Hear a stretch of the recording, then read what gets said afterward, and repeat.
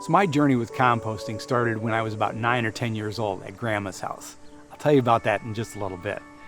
There's really been 4 things that have sent me on the journey to learn about compost and soil and the benefits of good soil. One is, many years ago, working at a company, I spilled a whole bunch of paint and chemicals. We washed it away, it went down a drain. I didn't think anything about it until much later. And I realized what happens and where things go when they go in a drain doesn't always go to someplace good. I learned about the microbes and the microorganisms and the bugs and the plants and the vegetation that is out there, the millions of organisms that are out there doing all this incredible work for us without us doing anything. It's just happening around us all the time. I also learned that the environment is not fast and it's not neat. Compost takes time, the environment takes time to heal, to create good soil, and to create great benefits.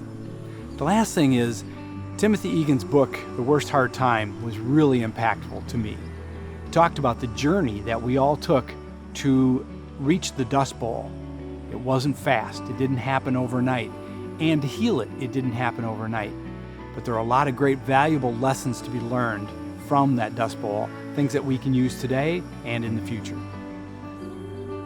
So when I was about 9 years old, I worked at my grandma's house every Saturday, doing all the yard work for her.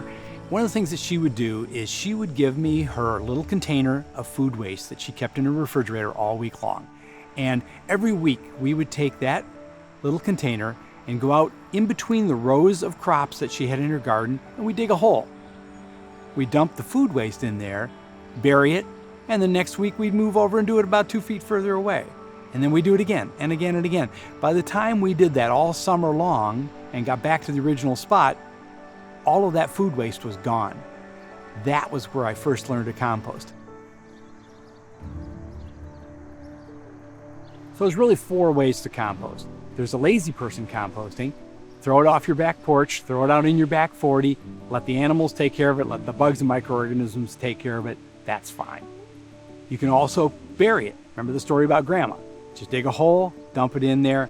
Another way to compost is you can actually just corral it, put it in a wire mechanism, a wire bin out in your back area, and just keep feeding it. And over a year and over the winter and over into the springtime, it will break down. You'll start getting some good compost. The best way to compost is if you put it in some kind of a container that's kind of sealed, not completely, but sealed.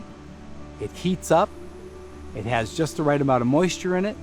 You turn the pile occasionally, you get some oxygen in there, and within 2 to 3 or 4 weeks, you can start getting compost on a regular basis. So some of the typical materials that you would find in a compost bin, you would find your food waste. You've got your banana peels, you've got your avocado rinds, you have tomatoes, you have eggshells, coffee grounds, coffee filters. Those are just a few examples. Of course, you might have some plant clippings, you might have some yard waste that you put in there too, and once in a while you'll maybe add a little extra soil from your garden in there. So those are the typical things that you would find in your compost. So you have things that you can put in your compost, but you have certain things that you don't want to put in your compost. So at home, you don't want to be putting meat or milk products in there. You don't want to put any invasive species or weedy products from your yard in there. So my journey has been to make it easy, make it simple, show people the great benefits and the great results, fruits and vegetables in your backyard, trees and plants, and just to try and find a way to bring it home so that people can realize that they can do something really impactful for themselves and for the environment.